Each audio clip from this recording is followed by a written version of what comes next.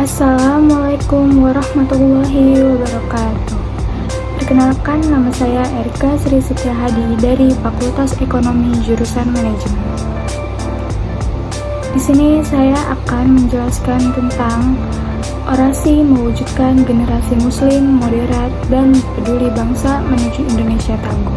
Islam moderat merupakan sifat keberagaman Islam yang mengambil jalan tengah antara dua paham atau pemikiran yang ekstrim.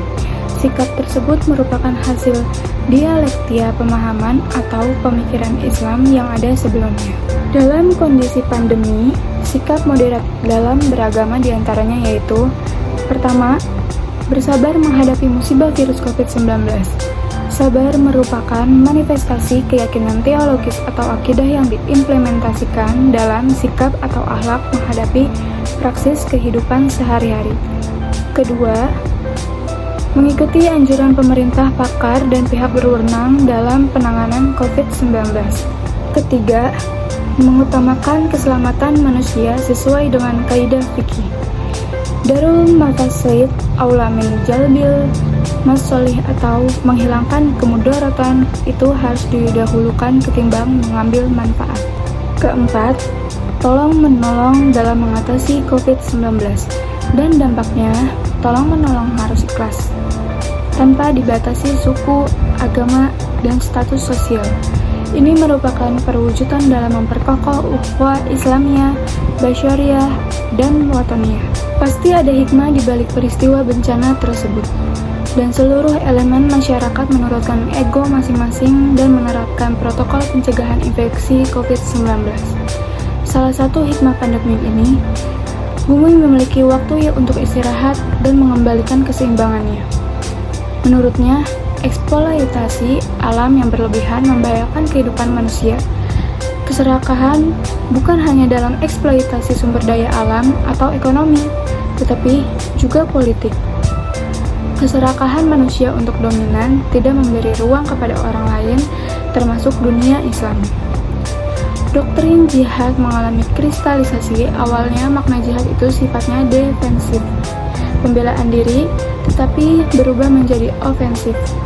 Seluruh dunia pun digambarkan dalam situasi perang ini berbahaya.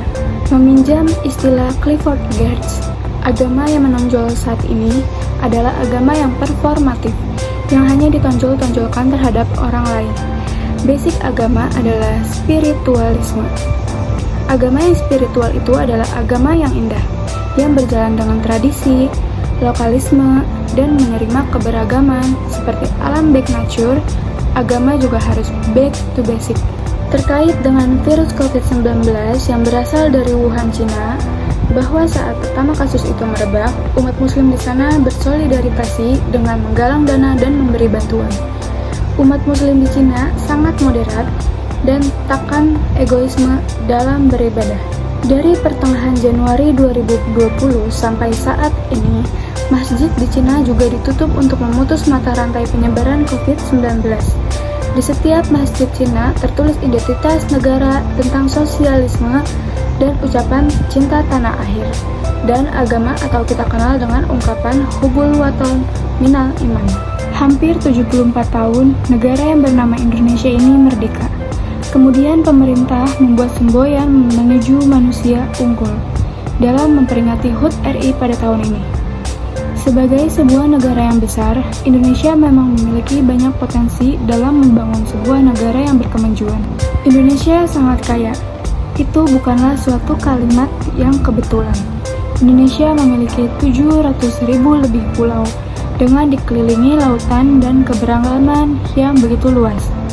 Laut yang kemudian mempersatukan bangsa Indonesia dengan semangat gotong royong. Dengan garis pantai hampir menyentuh 55.000 km, kemudian menjadikan Indonesia sebagai negara garis pantai terpanjang kedua di dunia.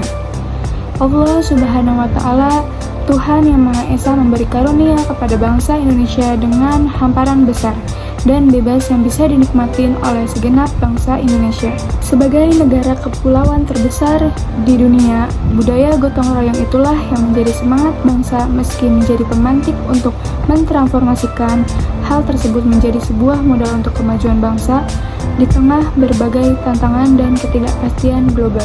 Salah satu konsekuensi lahirnya demokrasi adalah hadirnya keterbukaan dan kebebasan untuk berpendapat.